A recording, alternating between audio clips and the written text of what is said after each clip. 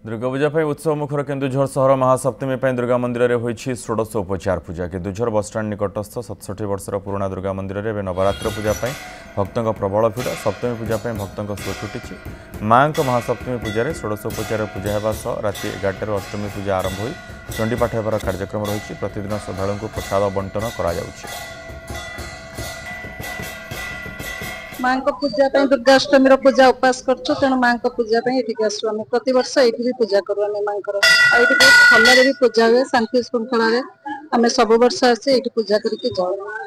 माँ 9टा धूप हुए सब प्रोग्राम ठीक से हुए माँ तेणु माँ को पूजा आमको ये भल लगे। मंदिर में बसे संकल्प बसे बस 20-25 वर्ष है नीति आज्ञा आज अष्टमी पूजा हम राति 11:40 प्रसाद सेवन हुए 12:30 प्रसाद सेवन संध्या 7 प्रसाद सेवन मंदिर तो 67 वर्ष हो मंदिर प्रथम तो माटी मूर्ति माटी पिंडुआ कर पूजा करते आज तो मंदिर परिणत हो सर्वोपकार करणाय सदार्थ चित्ता देवी आर्द्र चित्ता अर्थात आर्द्र हृदय समस्त भक्त मान को दर्शन दे आज महासप्तमी महालक्ष्मी स्वरूप समस्त दारिद्र्य दुख निवारण करने आविर्भाव होती।